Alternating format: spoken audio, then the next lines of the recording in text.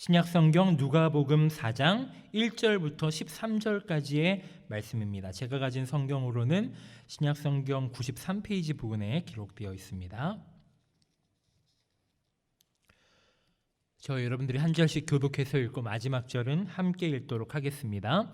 예수께서 성령의 충만함을 입어 요단강에서 돌아오사 광야에서 40일 동안 성령에게 이끌리시며 마귀에게 시험을 받으시더라. 이 모든 날에 아무것도 잡수시지 아니하시니 날수가 다함에 줄이신지라. 마귀가 이르되 내가 만일 하나님의 아들이거든 이 돌들에게 명하여 떡이 되게 하라. 대답하시되 기록된 바 사람이 떡으로만 살 것이 아니라 하였느니라.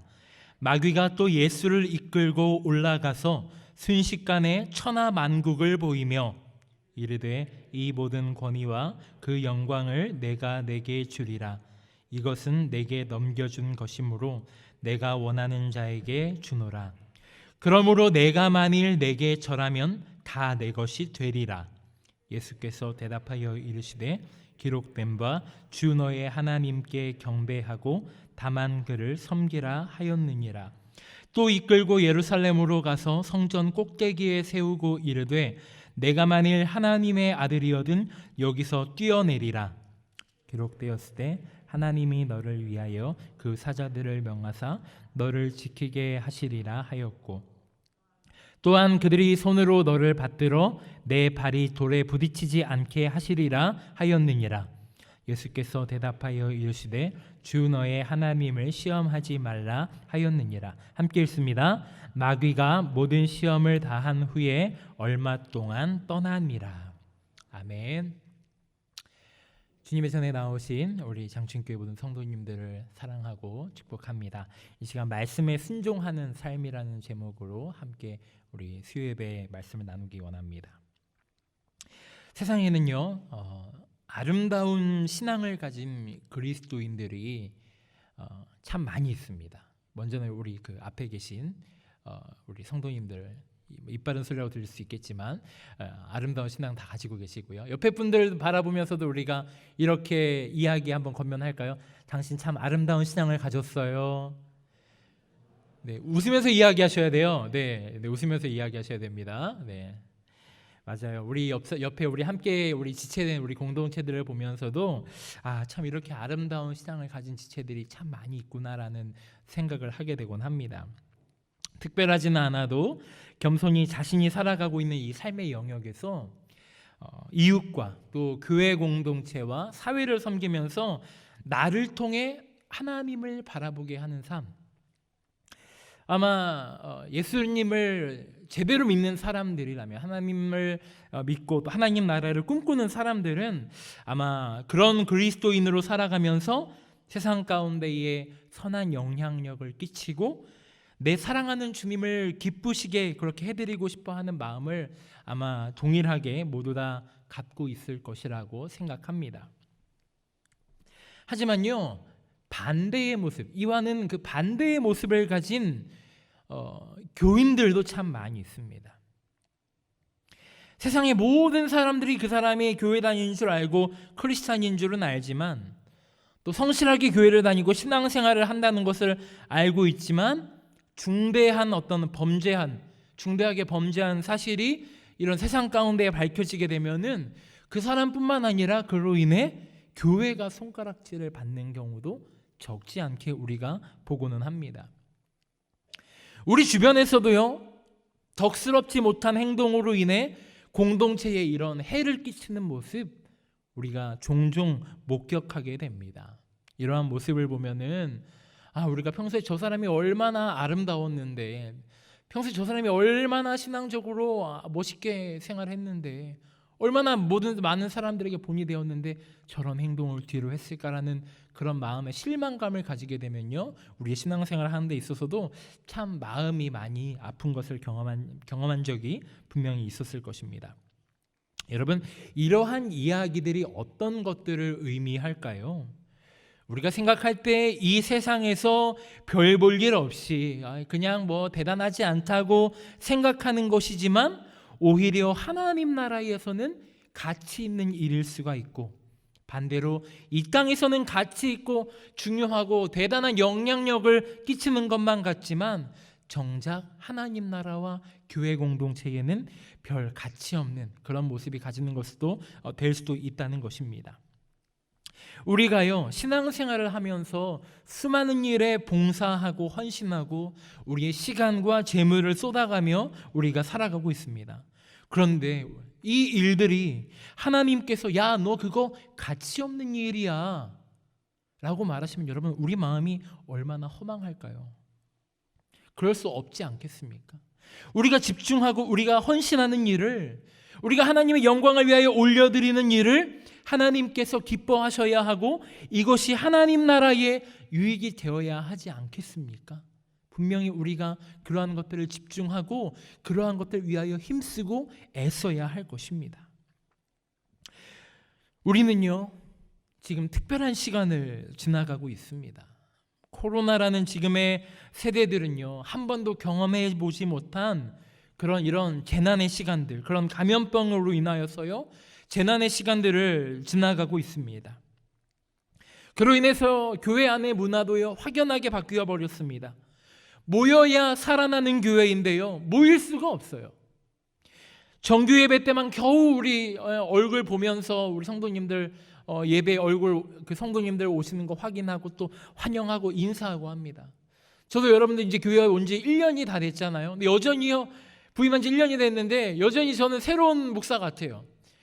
여전히 저 모르시는 분도 많고요. 여전히 저는 이제 저번에 새로운 목사님, 물론 새로운 목사가 맞긴 맞죠.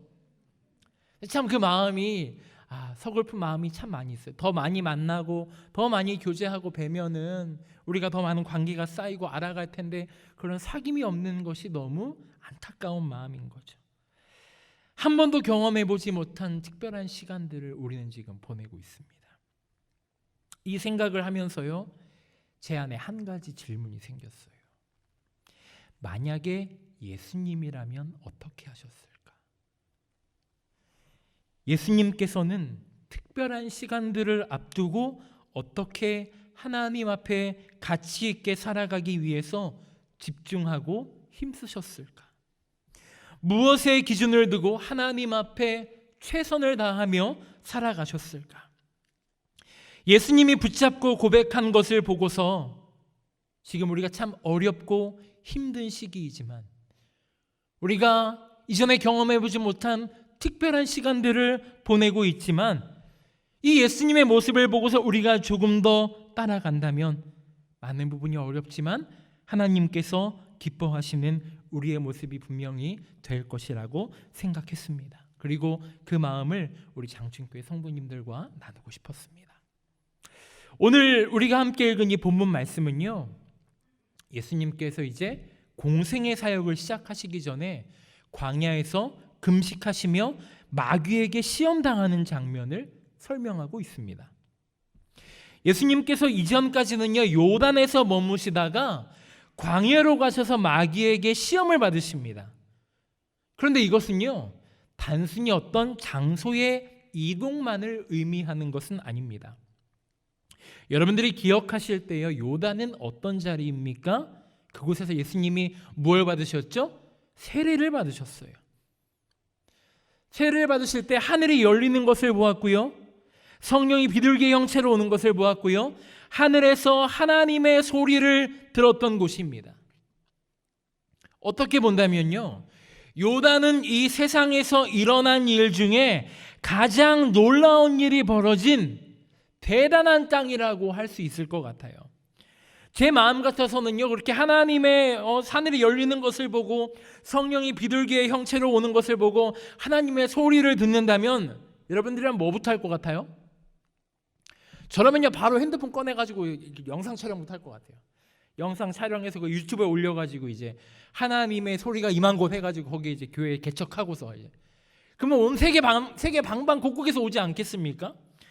뭐 평생토록 그 자리에서만 머물면서 야, 여기서 내가 그때 말이야 하나님 음성 들으면서 내가 뭘 했어, 이렇게 생각하면서 아마 평생을 거기에서만 보내려고 할 거예요. 저뿐만이 아니라 아마 여러분들도 아마 다 그곳에만 아마 계시려고 하겠죠. 하나님 음성 다시 한번 들어볼까 싶어가지고 아마 그 자리에만 머물고 싶은 마음 모두가 동일한 마음이라고 생각합니다.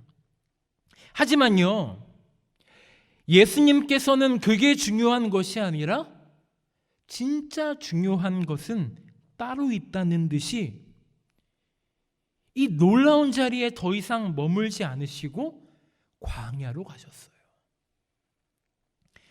가장 영광스러운 자리를 떠나서 가장 고독하고 외로운 자리로 나아가고 있습니다.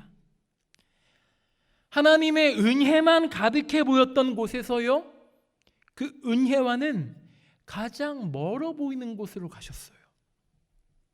그리고 그곳에서 무슨 일이 있었다고 합니까? 마귀에게 시험을 받으십니다. 심지어 오늘 본문의 표현에는요, 어떤 표현까지 있냐면 시험을 받으러 가시는데 스스로 가신 것도 아니고, 우리 1절 말씀을 다시 한번 같이 읽어볼까요? 1절 말씀을 같이 한번 읽어보겠습니다. 시작. 예수께서 성령의 충만함을 입어 요단강에서 돌아오사 광야에서 40일 동안 성령에게 이끌리시며. 무엇에 이끌려서 가셨다고요? 성령에게 이끌리시며 갔다고 합니다. 일반적인 우리의 생각과는 차이가 있어요.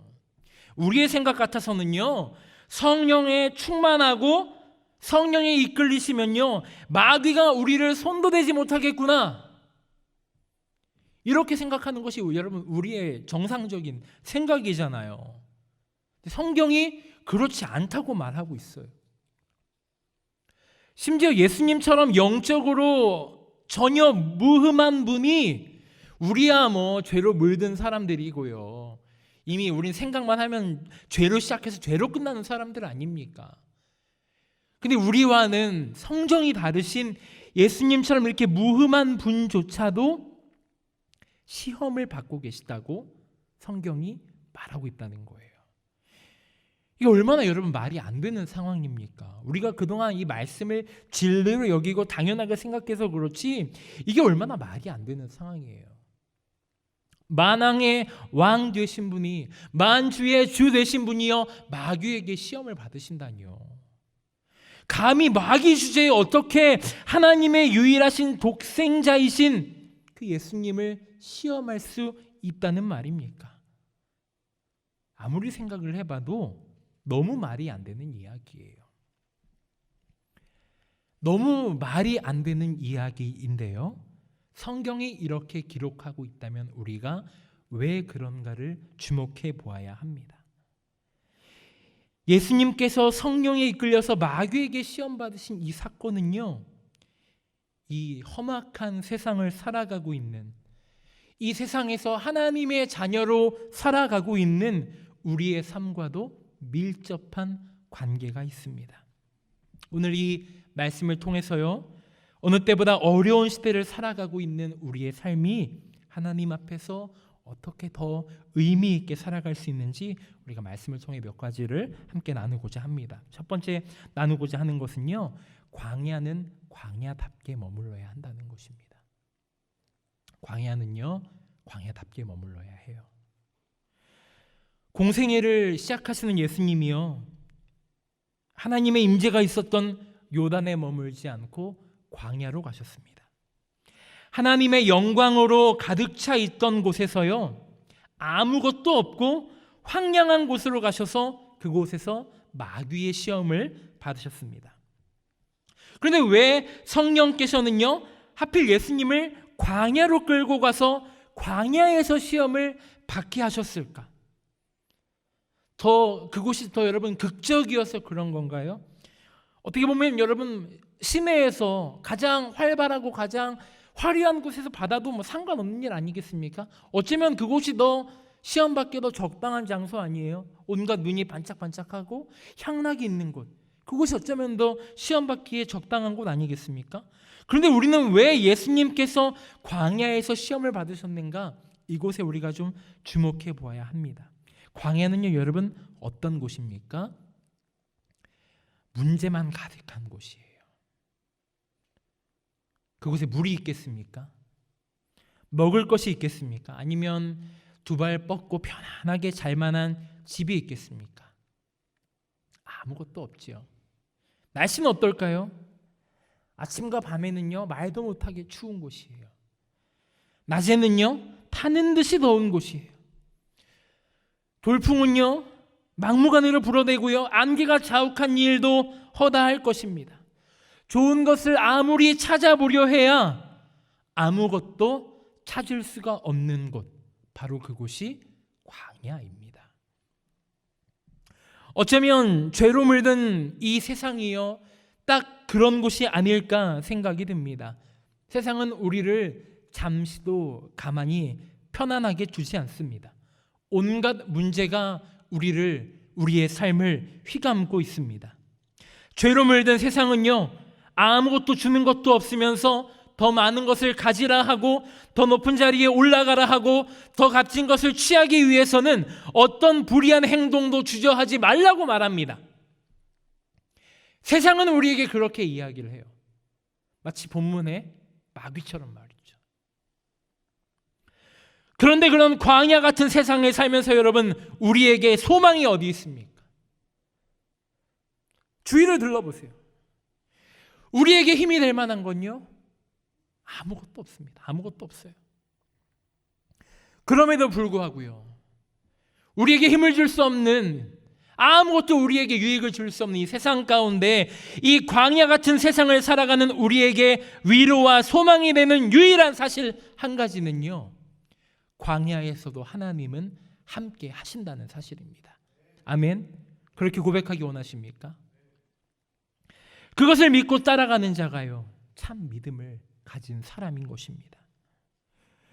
우리의 환경을 더 윤택하게 만들기 위해서 그것에 집중하고 그것을 중요하게 여기는 것이 아니라 광야에서나 궁전에서나 어느 곳에서나 나의 소리는 잠잠하게 줄이고 하나님의 소리는 키우는 것, 그 소리에 귀를 기울이고 그것을 습관화하고 그것에 익숙해져 가는 삶, 그 습관이 나를 유혹하는, 나를 시험하는 마귀를 이기는 방법이 되는 것입니다.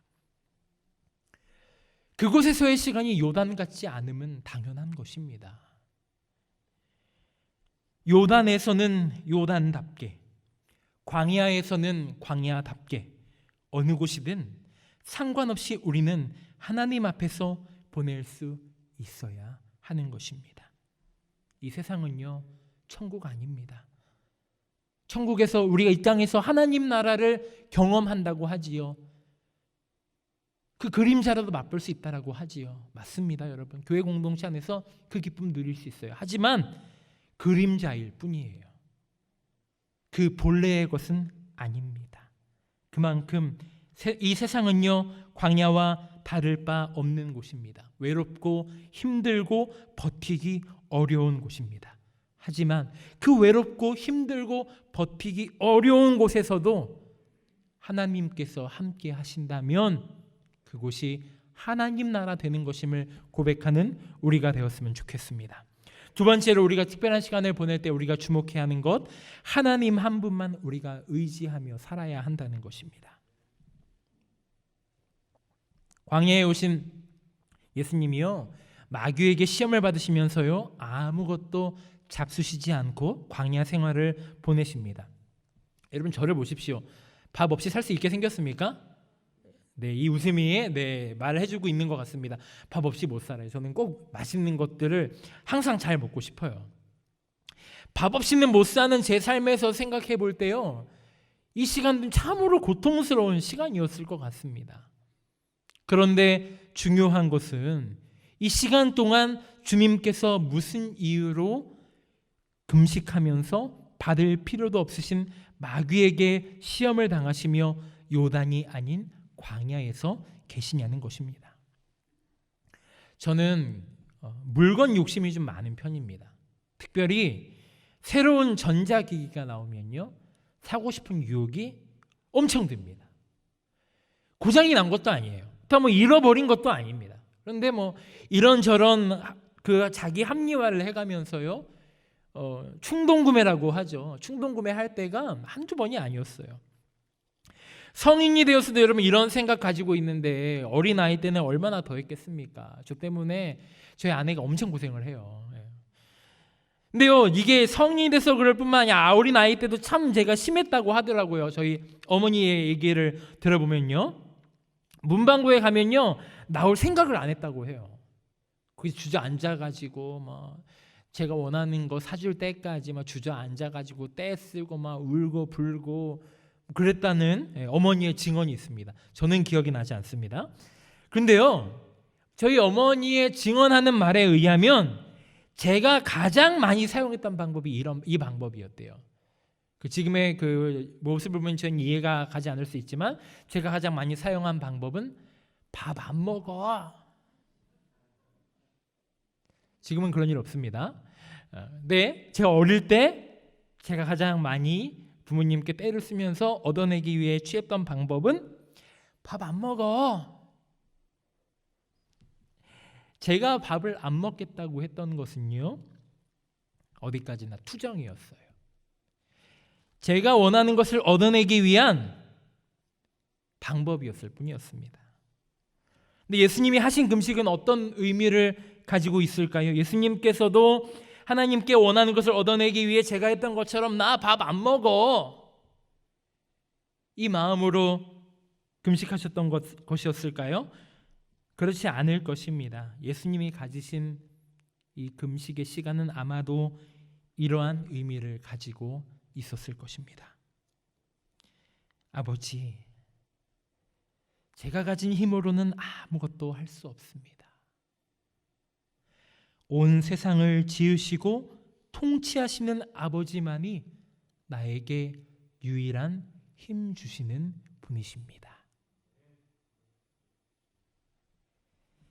내 힘으로 할 수 없다고, 하나님만이 나의 삶에 힘을 주시고 하나님만이 내 인생의 주권을 가지신 분이라고 고백하는 것이 이 금식을 통한 예수님의 고백이었던 것입니다. 그래서 예수님은 세상으로부터 얻는 힘의 방법들을 잘라내고 하나님만을 바라보고 매달린 시간이 바로 이 시간입니다. 마귀에게 대항해서 완전한 인간으로 오신 예수님께서 내 힘이 아니라 오직 하나님만 의지하면서 마귀를 이겨내신 시간이 바로 이 시간이라는 것을 성경은 우리에게 이야기하고 있는 거예요. 우리의 모습 보면요, 세상에서 얼마나 많은 것 의지하고 살고 있습니까?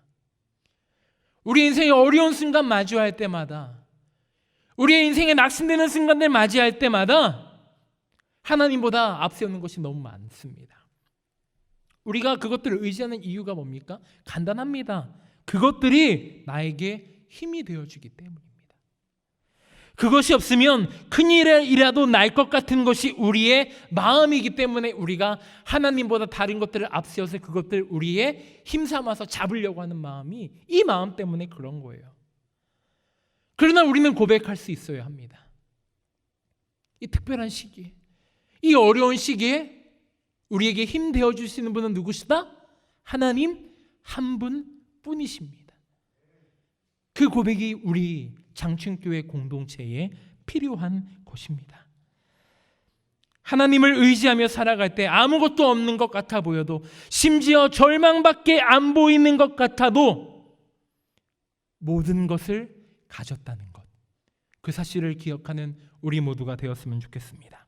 마지막으로 우리가 특별한 시간을 보낼 때 우리가 붙잡아야 할 것, 마지막으로요, 말씀에 순종하며 살아가야 한다는 것입니다. 말씀에 순종하며 살아가야 한다는 것입니다. 예수님께서 마귀에게 여러분 시험을 받고 계세요. 그런데 마귀가 예수님을 시험하고 있는 내용이 무엇입니까? 돌들에게 명하여 떡이 되게 하라. 나에게 절하라. 천하 만국의 권위와 영광을 주겠다. 내가 만일 하나님의 아들이어든 성전 꼭대기에서 뛰어내려봐라. 하나님이 너를 지키실 거다. 이렇게 예수님을 시험합니다. 여러분, 예수님께서 이런 시험에 대해서 하고자 했으면 못 하셨을까요? 저였다면요, 이거 아니, 그 이상을 보여주면서 야, 이 나쁜 마귀 자식 하면서 저는 아마 호통을 내고서 혼냈을 것 같아요. 그런데 예수님의 방법은 달랐습니다. 예수님은 하나님의 말씀을 통해 자신이 하나님의 자녀됨을, 자신이 하나님 앞에 살아가는 모습을 드러내 보여주셨습니다.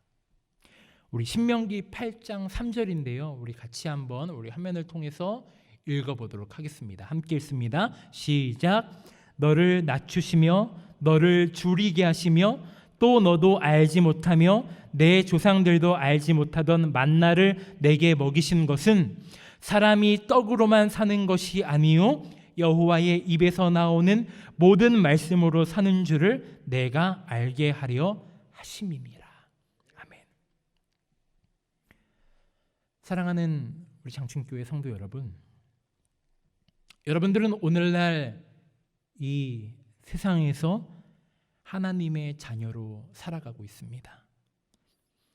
그런데 여러분들이 하나님의 자녀된 것을 무엇으로 증명하시겠습니까?